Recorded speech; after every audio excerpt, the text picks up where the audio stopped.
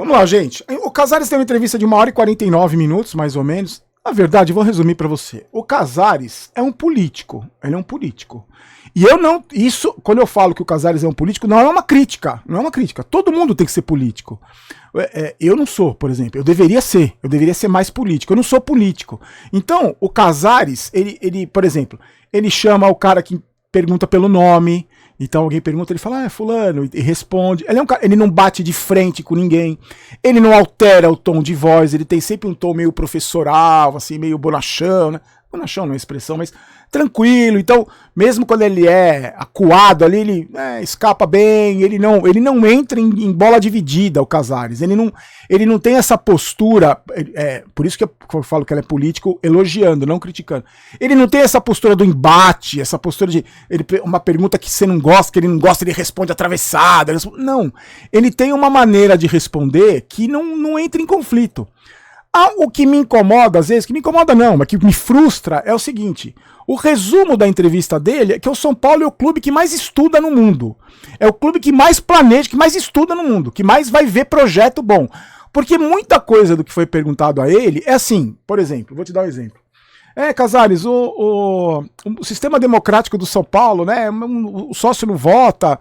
E aí, se existe uma expectativa, não, olha, é um processo em andamento, existe sim, a gente precisa avaliar um jeito, né, que talvez o sócio torcedor, não sei o quê. Então, você percebe? Ele não fala que não tem, não fala que não vai ter, fala que é importante, realmente é importante, né, quanto mais gente participar, mais o lado social também tem, um clube privado, não sei o quê. Aí vai, outro assunto, ele foi muito questionado sobre ingressos. Para resumir o que ele falou sobre ingressos, né? Disse que tem cota para a CBF, cota para a federação, cota não sei de onde. Ele vende ingresso para as torcidas organizadas. Ele falou que as torcidas organizadas viajam, não sei o quê, tem ingresso para elas, eles compram, ele não dá ingresso, mas ele vende para a torcida organizada.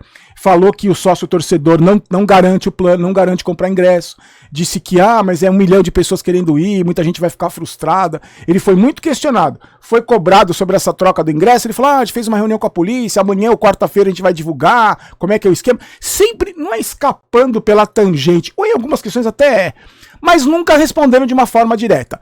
Outro exemplo, reforma do Morumbi. Para aproximar o campo da torcida, perguntaram. Aproximar, tirar, baixar e tirar a pista de atletismo, aproximar a arquibancada. Ele falou que é um sonho. A expressão que ele usou foi essa. A reforma do Morumbi é um sonho, não tem, segundo ele, não existe nenhum pré-projeto, ninguém nem apresentou um pré-projeto, então ele não tem ideia de quanto custaria, quanto tempo demoraria a reforma, mas ele fala, não, importante a gente fazer o Morumbi com mais torcedores, a capacidade, aumentar a capacidade, falou que vai ter os córregos ali, né, vão dar um jeito naqueles problemas, fazer piscinão. Mas você percebe assim, não, é importante que realmente aproximar a arquibancada, receber mais um público, aumentar a capacidade dos caras. Mas não tem nada, não tem nenhum projeto, não tem nenhum pré-projeto, não tem nada. Então, assumiu que vai ser candidato à reeleição. Então, muito do que ele fala, por exemplo, SAF, de novo SAF. Porque a SAF realmente, a SAF tem o clube que tá em primeiro lugar, é a SAF, né, no Campeonato Brasileiro. O clube que tá na zona de rebaixamento também é SAF, então tem que ver com um certo cuidado, né, a gente tá estudando, vamos ver com certo cuidado, a SAF, então não fala se vai ter SAF, não fala que não vai ter SAF, então o resumo da entrevista é esse, ele elogia muito a própria gestão, né, assim, é isso que, eu acho que muita coisa positiva ele fez, porque ele pegou o clube destruído. Ele fala muitas vezes das dívidas, né? Os transfer ban que ele ia correr, que ele ia sofrer, que quando ele sentou na cadeira ali, ele falou, meu Deus do céu. Eu acredito que ele tenha feito muita coisa boa sim. Só que me incomoda um pouco o fato de comemorar as 2 finais do ano passado que perdeu do jeito que perdeu. Estamos em mais uma final. Ele falou que o São Paulo voltou a ser protagonista. A apresentadora falou, não, protagonista é o Palmeiras e o Flamengo. O São Paulo não é protagonista. Ele falou, mas nós estamos competindo. Então, na verdade, nenhum fato muito esclarecedor, nenhuma notícia bombástica do São Paulo. Por exemplo, sobre dívidas com jogadores. Ele foi perguntado, aliás, um time de entrevistadores eu achei muito bom, gostei muito das perguntas.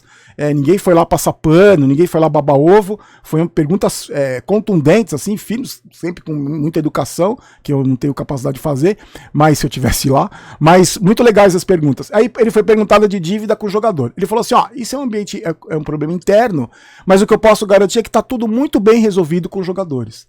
Tá tudo muito bem, a gente tem um ótimo relacionamento com os jogadores e isso tudo está muito bem resolvido com os jogadores. Então, quando a gente começa a questionar, por exemplo, os caras não correm porque estão com o salário atrasado, segundo o presidente, tá tudo certo.